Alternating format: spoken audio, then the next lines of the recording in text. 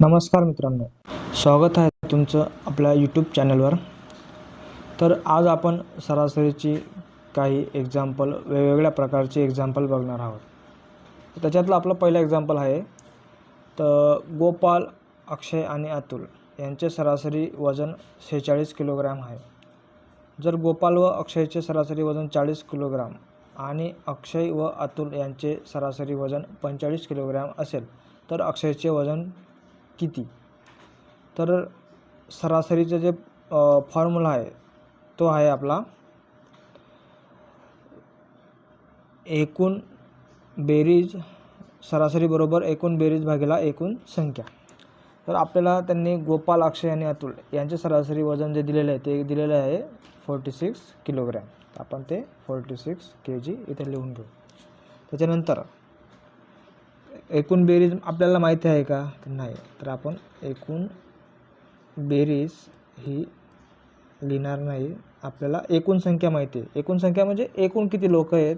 तर गोपाल आहे, अक्षय आहे आणि अतुल, एकूण आहेत 3 लोक. तर आपली एकूण बेरीज काय येईल? तर एकूण बेरीज ही येईल तुमची की हा जो 3 इकडे भागेला आहे तो तिकडे जाताना गुणिला होईल. तर एकूण बेरीज होईल तुमची 46 गुणिला बरोबर 138. बरोबर. तिघांची बेरीज आपल्याला आली 138. आता 2 नंबरला गोपाल व अक्षयचे सरासरी वजन 80 आहे, 40 kg आहे. जर गोपाल व अक्षयचे सरासरी वजन जर 40 असेल तर त्यांची एकूण बेरीज काय येईल? तर एकूण बेरीज त्यांची येईल 40 गुणिला 2 80 kg. 2 नंबरला दिलेलं आहे आपल्याला अक्षय व अतुल यांचे सरासरी वजन 45 किलोग्रॅम आहे. अक्षय व अतुल यांचं सरासरी वजन 45 किलोग्रॅम आहे. तर 45 किलोग्रॅम सरासरी आहे. दोन संख्या आहेत. तर 45 गुणिला 2 त्यांचं एकूण बेरीज, वजनाची एकूण बेरीज 90 आली. आता मला एक सांगा, गोपाल, अक्षय अतुल. इथं गोपाल अक्षय डबल आहे. तर आपण काय करू? ह्यांची बेरीज करू. दोघं संख्यांची बेरीज येते तुमची 170. तर इथं गोपाल, अतुल आणि अक्षयचं वजन दोनदा इन्क्लूड केलेलं आहे. तर ते वजन 170 येतं. याच्यात तिघांचं वजन आहे. गोपालचं आहे, अक्षयचं आहे आणि अतुलचं आहे. तिघांचं वजन आहे. तर याच्यात अक्षयचं वजन हे एकदा मायनस होईल आणि उरेल एकदा वजन. मग काय करायचं आपण? 170 वजा 138. काय आलं आन्सर? आन्सर आलं तुमचं 32. पुढचा प्रश्न आहे आपला. एक माणूस कोलकाता येथून अहमदाबादला 9 km/h या वेगाने जातो आणि त्याच समान मार्गाने 18 km/h या वेगाने कोलकात्याला परततो. तर संपूर्ण प्रवासादरम्यान त्याचा सरासरी वेग km/h मध्ये किती असेल? तर मित्रांनो, अशा प्रश्नांमध्ये काय करायचं आपण? तर त्यांनी आपल्याला डिस्टन्स तर दिलेलं नाही, पण आपल्याला एवढं माहिती जाताना डिस्टन्स सेम आहे, येताना पण डिस्टन्स सेम आहे, पण वेग वेगवेगळा आहे व वेळ पण दिलेलं नाही. असा याचा फॉर्म्युला असतो 2 गुणिला वेग 1 गुणिला वेग 2 भागिला वेग 1 अधिक वेग 2. तर आता मला सांगा, 2 गुणिला वेग 1 किती तुमचा 9 गुणिला वेग 2 किती आहे 18 भागिला वेग 1 9 अधिक वेग 2 आहे तुमचा 18.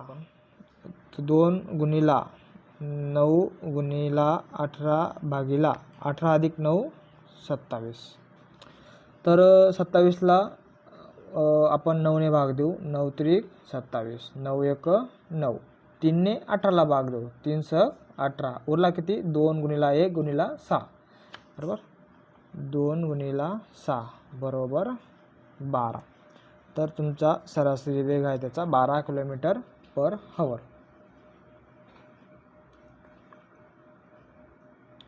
पुढचं नेक्स्ट एक्झाम्पल आहे आपलं.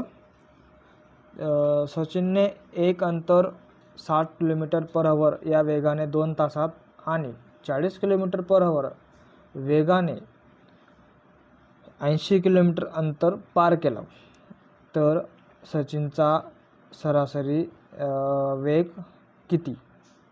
तर मित्रांनो, एक्झाम्पल हे पण ते सेम व ते पण सेम, फक्त याच्यात आपल्याला त्यांनी वेळ आणि अंतर दिलेलं आहे. तर अशा एक्झाम्पलमध्ये काय होतं माहिती आहे का, अशा एक्झाम्पलमध्ये तुमचा सरासरीचा फॉर्म्युला हा चेंज होतो. तर तुम्हाला सरासरी वेग विचारला आहे, तर सरासरी वेग बरोबर एकूण अंतर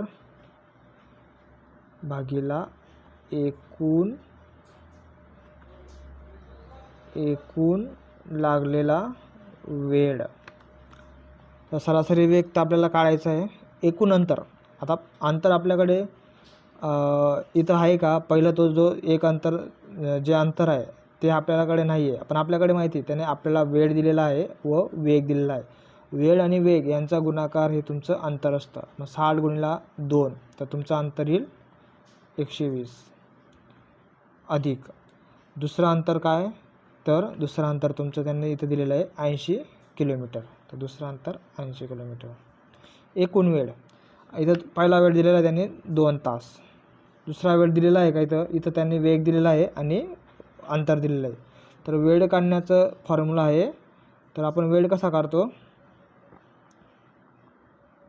अंतर भागिला वेग, बरोबर. तर अंतर किती आहे तुमचं 80, वेग किती आहे 40, वेळ किती आला 2 तास, हा पण 2 तास. मग ही बेरीज काय आली तुमची 200 भागिला 4. मग तुमचा सरासरी वेग काय येईल, 4ने भाग दिलं, 4 25, 4 0 0, 50, ऑप्शन सी. तर धन्यवाद मित्रांनो. चॅनल आपण यूट्यूब चॅनलवर एक सिरीज चालू करणार आहोत मॅथची. जर तुम्ही MPSC, army, SSC, GD, railway इतर एक्झामची तयारी करणार असाल तर आमच्या चॅनलला सबस्क्राईब करा व बेल आयकनला क्लिक करून ठेवा. आपण आपल्या चॅनलवर एक मॅथची सिरीज चालू करणार आहोत, तिथं आपण बेसिकपासून ते ॲडव्हान्सपर्यंत सर्व मॅथ कवर करणार आहोत, ते पण फ्री ऑफ कॉस्ट. तर धन्यवाद मित्रांनो, भेटू आपण आपल्या नेक्स्ट व्हिडिओमध्ये.